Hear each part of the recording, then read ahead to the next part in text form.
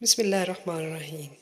السلام علیکم ناظرین، آج میں آپ کے لیے چند ایسے مفید گھریلو نسخے لائی ہوں جن کے استعمال سے آپ کو انشاءاللہ ضرور استفادہ حاصل ہوگا۔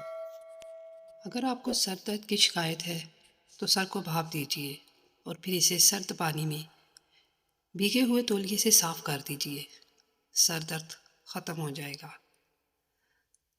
ذرا سا نمک کھانے اور اس کے 10 منٹ کے بعد ٹھنڈا پانی پینے سے بھی سر کا درد انشاءاللہ جاتا رہے گا۔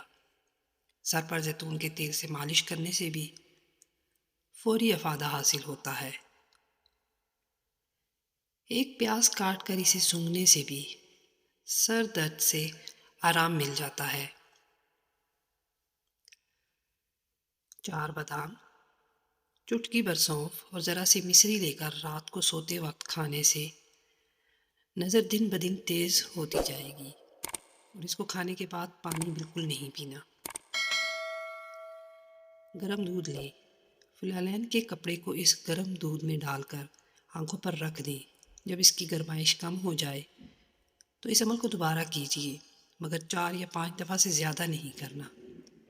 اس سے پلکوں کی نشوونما ہوگی اور بہت ہی خوبصورت اور دلکش دکھائی دیں گی، ایسے جیسے آرٹیفیشل لگی ہوں۔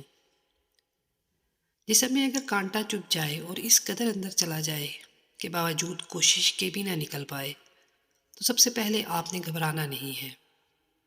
ذرا سا گڑ لیجئے اور پیاز لے کر اسے کاٹ لیجئے اور ان دونوں کو ملا کر اس جگہ پر باندھ دیجئے۔ انشاءاللہ کانٹا خود بخود باہر نکل آئے گا۔ سفید تل لیجئے اور اسے بھینس کے دودھ میں ڈال کر رگڑ لیں اور رات کو سونے سے پہلے چہرے پر مل لیں۔